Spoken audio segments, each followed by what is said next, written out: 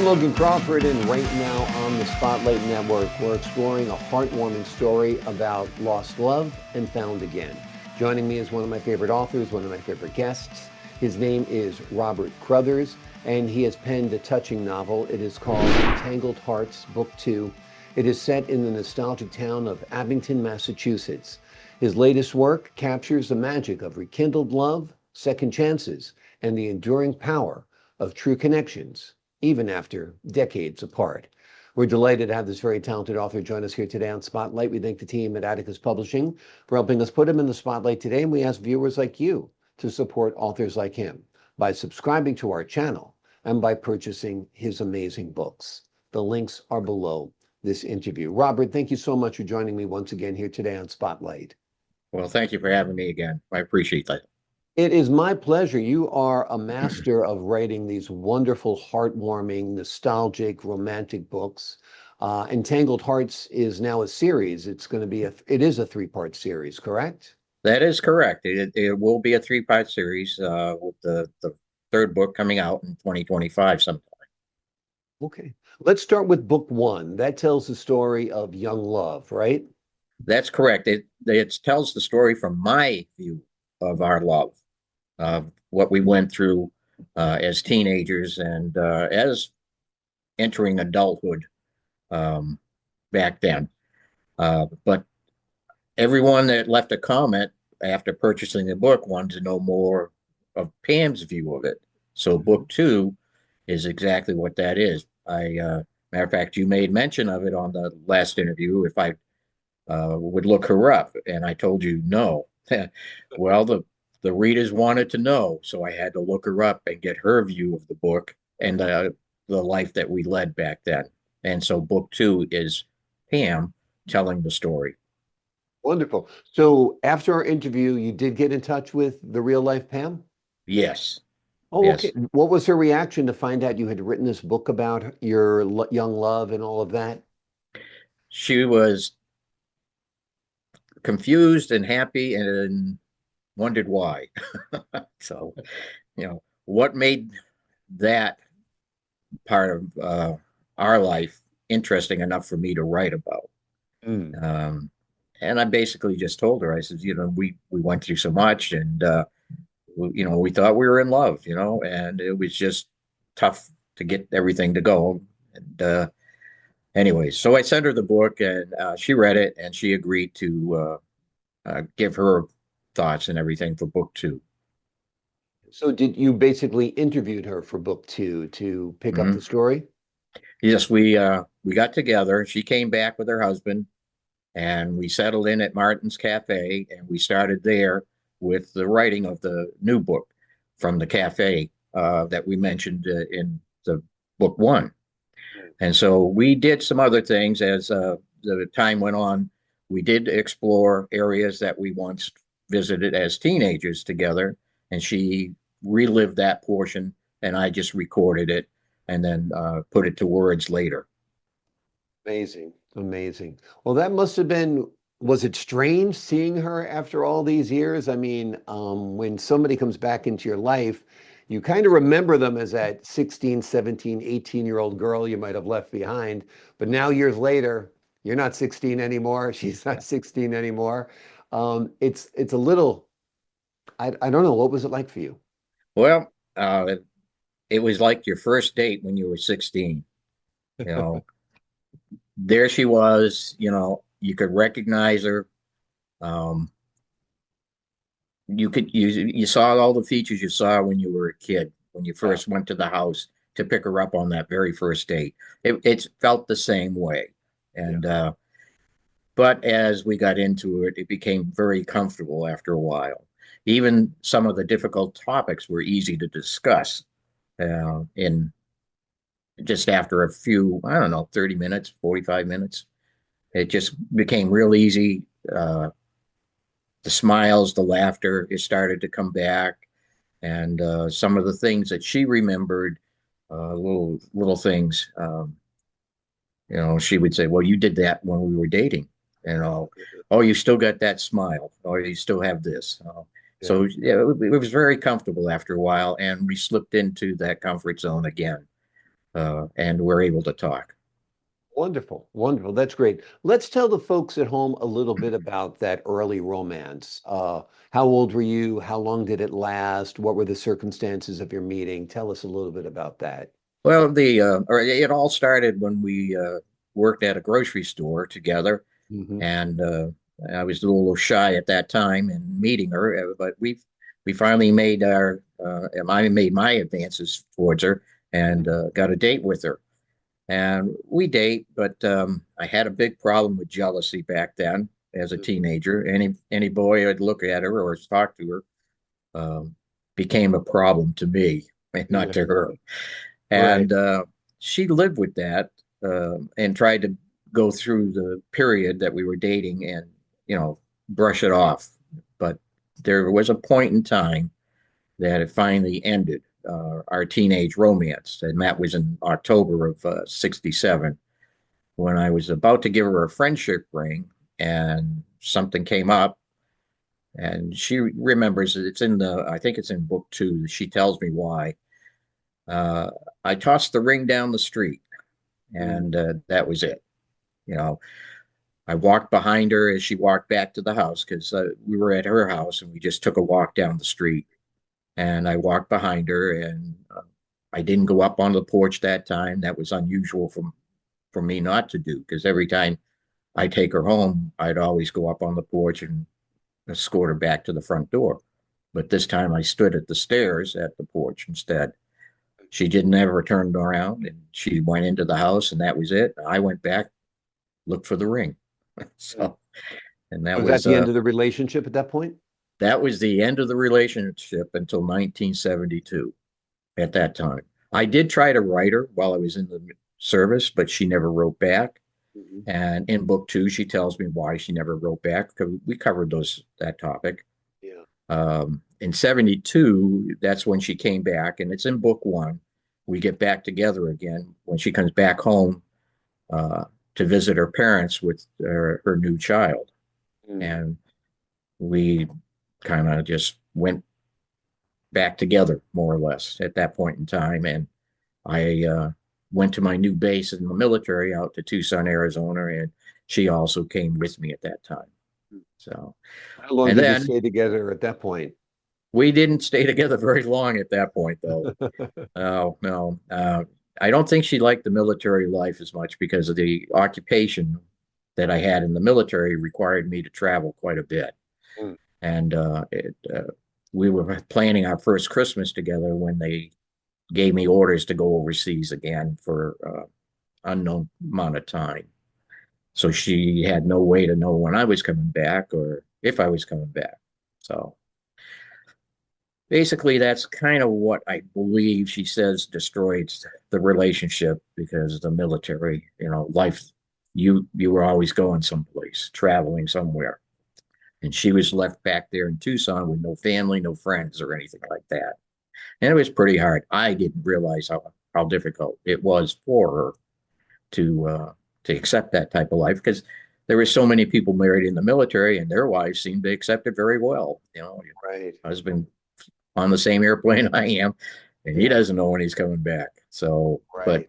um, I guess generations are different. I guess the earlier generation's a little different than what my generation was about closeness and being and bonding and things like that. I Yeah. guess I wasn't a very good bonder. So, Well, it's hard to be a good bonder when you are in the military and being sent away. I mean, but so that was 72. How old were you in 72?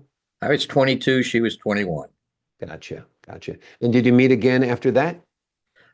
We did in 1977, and Okay. that starts in book two, as well as in book one. It's in there. I had taken a job as an engineer for a garment industry in a neighboring town.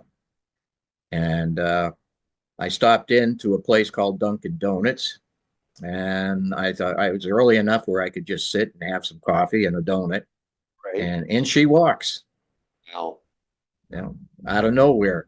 Yeah. Now, prior to that, in 76, she I gave gotta a just stop and call. say, of all the Dunkin' Donuts and all the towns and all the world, she walks into mind. That's a good one. Yeah, there you go. There you go. Yeah.